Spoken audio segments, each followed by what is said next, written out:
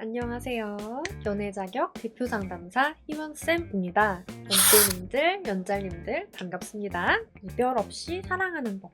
처음부터 확신을 가지고 연애를 할 수 있다면 너무 좋을 거예요. 이 사람이랑 연애를 하면 절대 헤어지지 않는다는 확신, 절대 아프지 않을 거라는 확신. 누구나 그런 확신을 처음부터 가지고 싶어 하지만 의외로 연애의 끝은 이미 시작돼 정해져 있어요. 과연 그런지 궁금하시죠? 연애는 망가져서 끝나든 망가지지 않고 이쁘게 오래 유지되든 둘 중 하나일 수밖에 없잖아요. 결론부터 말씀드리자면 안 망가질 수 있는 관계면 돼요. 그리고 이거는 놀랍게도 처음부터 알 수 있어요. 그거를 여러분이 어떻게 알아봐야 하는지 알려드릴 거고, 이미 헤어지신 분들도 내 연애가 왜 실패로 끝났는지 분석을 하시는 데에 오늘 영상이 도움이 되실 거예요.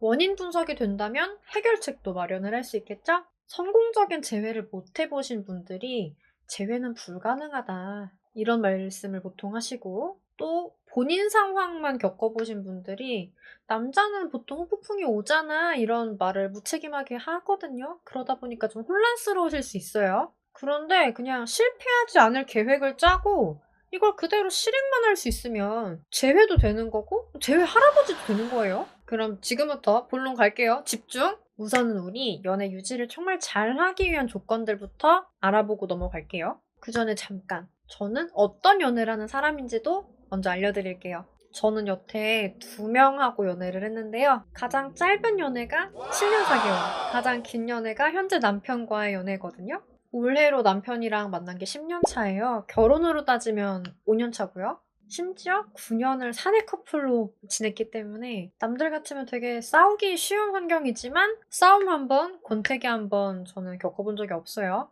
다들 부럽다는 연애. 사랑하고 사랑받고 그런 연애만 했어요. 여러분이 원하는 게 이거죠. 그리고 이게 되려면 가장 중요한 건 두 사람 간 합의예요. 근데 요거는 솔직히 말씀드리면 100% 맞을 필요는 없어요. 다만 왜 우리가 사귀다 보면 아무리 사랑해도 봐줄 수 없는 행동, 아무리 잘해주고 싶어도 한계선이라는 것도 존재하잖아요. 상대도 그럴 거고요. 예를 들어서 상대가 회피형 같아요 이런 말 상담하면서 진짜 많이 듣거든요. 그런데 회피형도 극회피형이 있어요. 회피형이 하늘색이면 극회피형은 파란색이라고 보시면 돼요. 농도가 좀 더 짙은 거죠. 보통 회피형 분들은 그래도 주 1회 데이트 정도는 괜찮아 라고 생각을 하시거든요. 그런데 극회피형은 한두 달에 한 번 정도 만나도 괜찮은 것 같은데? 라고 생각을 해요. 그리고 회피형 분들도 요건 아니다 라고 생각을 한단 말이에요. 이런 극회피형을 만나는 회피형 분들은 불안형 성향이 생기게 돼요. 회피형의 정반대가 불안형인데 불안형도 극불안형이 있어요. 비슷하겠죠 이쪽도? 여기가 분홍색이면 여기가 빨간색이란 말이에요. 불안형도 연락이 막 상대가 안 돼요. 그러면 불안할 수 있죠? 그러다 보면은 상대한테 전화 10통 정도는 할 수 있어요. 그런데 극불안형은 부재중을 한 200통을 남기면서 상대 집 앞으로 찾아갈 수도 있어요. 불안형은요. 극회피를 이해를 하긴 어려울 수 있지만 그래도 회피형은 좀 이해가 갈 수도 있거든요.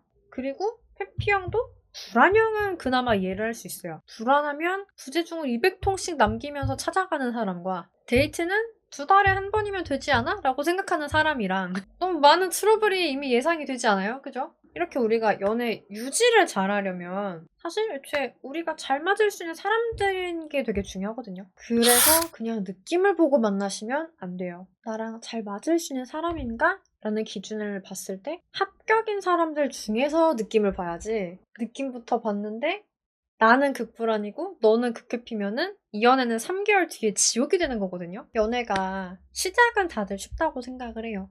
그리고 유지가 어렵다라고 생각을 하게 되는데, 만약에 그런 생각이시라고 하시면 굳이 안 그래도 유지하기 어려운 이 연애를 지옥에서 유지하지 맙시다. 천국에서 하죠.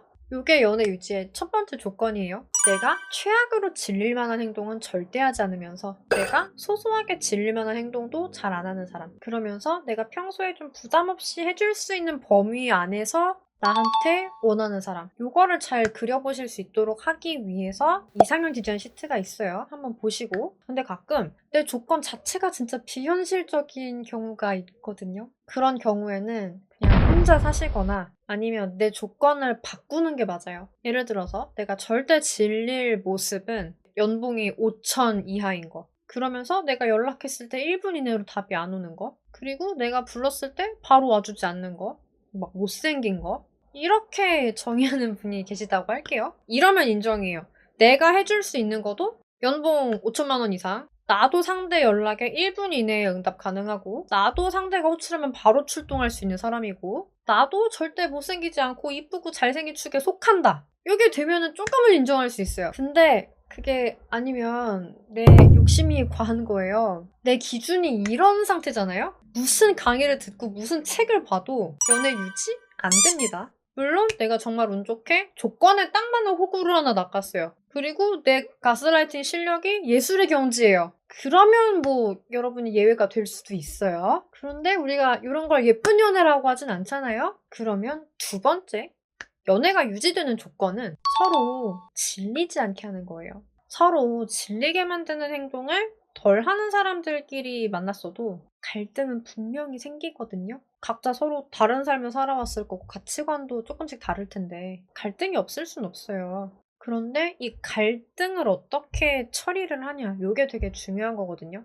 이걸 얼마나 연애가 유지가 될 만한 방향으로 처리를 하냐, 이걸 잘하는 커플들은 굉장히 오래가고 항상 사이가 좋아요. 그리고 이걸 못하는 커플분들은 보통 100일 정도 이후에는 언제 깨져도 이상하지 않은 관계가 돼버려요. 핵심 능력은 다음과 같아요. 보이시죠? 이 5가지 능력 중에서 내가 만약에 하나라도 부족해요. 그러면 그것 때문에 언제든 이별을 할 수 있다는 걸 명심을 해주셔야 돼요. 자, 핵심 정리. 연애 유지 조건이 뭐다? 첫 번째, 잘 맞는 사람을 고른다. 두 번째, 서로 질리게 하지 않는다. 연애가 유지되는 방향으로 갈등을 해결한다. 요거 2개만 돼도 연애를 이별 없이 할 수 있어요, 여러분. 연애가 안 망가질 수 있으면 이별은 없는 거예요. 그러면 보통의 연애는 어떤 과정으로 망가지게 되는 건지 이것도 알려드릴게요. 만약에 여러분들이 요대로 하시잖아요? 그러면은 여러분은 거의 반드시 소중한 사람과 이별을 하실 수 있어요. 즉, 이런 과정을 밟지 않으면 이별을 하지 않으실 수도 있는 거예요. 그죠? 우선 연애 초반 가장 헤어지기 힘든 시기예요. 왜? 서로 되게 포장을 해요. 잘 보이려고. 단점이나 흠이 있으면은 감춰버리고 없어도 있는 것처럼 행동을 하려고 하고, 그죠? 그리고 무엇보다 상대한테 되게 많이 집중을 하고 많이 들어주려고 하고 좀 낯선 모습이 보여도 이해를 하려고 노력을 해요. 그 결과 우린 대화가 잘 통한다 이런 생각을 하게 돼요. 역시 이 연애는 하기 잘했어 라는 결정을 하게 되는 거죠. 하지만 아쉽게도 100일을 전후해서 이 모습이 바뀝니다. 연애가 오래가는 커플들은 이 모습이 안정화가 돼요. 초반에 보여주던 모습이랑 실제 나 사이의 갭이 있잖아요. 얘를 잘 공개를 해요. 그리고 서로 다툴 수 있는 그런 지점들을 조율을 하고 서로가 기분 좋게 합의할 수 있는 규칙들을 만들어요. 이 과정에서 보여주는 모습들이 서로 더 소중하게 보이게 만들고, 그러다 보니까 초반에 호기심은 사실 사라졌지만 서로 소중하니까 그 소중한 감정으로 서로 보살피게 돼요. 이런 커플은 안타깝게도 전체 한 5%도 안 되는 게 사실이고, 대부분의 분들이 경험하는 연애는 요게 아니라 다른 모습일 건데, 연애가 오래가지 않은 커플들은 어떻게 다르냐?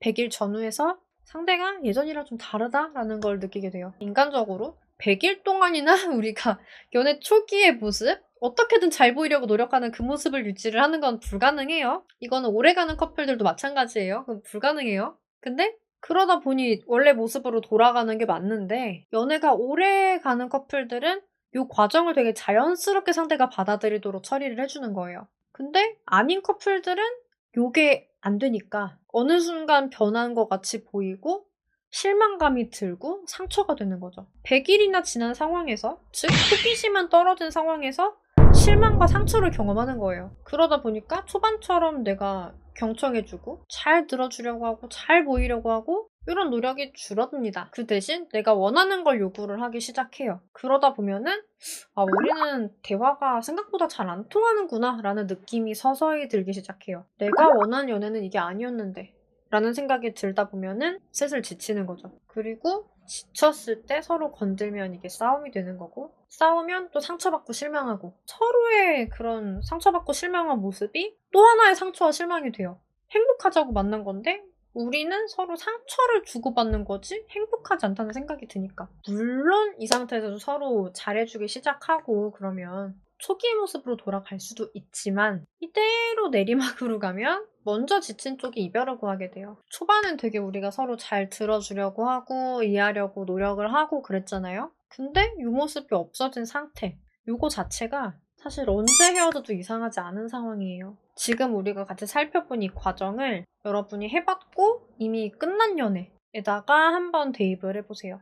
대부분 비슷할 거예요. 그동안 다들 하는 달달한 연애 왜 나만 힘들지? 라고 생각을 하셨나요? 연애는 노력을 해봐도 안정감, 확신 가질 수가 없고 누굴 만나도 다 헤어지는데 결혼은 또 어떻게 하나? 결혼을 해도 헤어지는 거 아닌가? 이런 고민을 하셨나요? 이제 안 그러셔도 돼요. 뭐만 하면 된다? 나한테 잘 맞는 사람 만나고 연애를 망가뜨리지 않으면 된다. 연애는 초반처럼 서로 조심해주기만 해도 진짜 오래가요. 서로 편해지다 보면 초심을 잃고 이 정도는 괜찮겠지 하고 막대하는 시점이 오는데 여기에 공감이 가셨다면 연애 유지 능력이 상당히 없으신 거예요. 여러분이 결혼까지 가고 싶다면 하나만 더 고려해 주시면 돼요. 나와 상대의 인생관, 결혼관, 육아관 이게 어느 정도 비슷해야 되고 그리고 우리의 인생관, 결혼관, 육아관에 맞는 인생에서 우리가 둘 다 최선의 사람이면 돼요. 예를 들어서 상대가 전통적이고 화목한 가정, 즉 책임감 있는 부양자나 현모양처를 원하는 사람이다 라고 할게요. 근데 만약에 이 그림에 내가 안 맞아요. 나는 책임감 있는 부양자도 아니고 현모양처도 아니에요. 그러면 우리가 연애는 할 수 있거든요.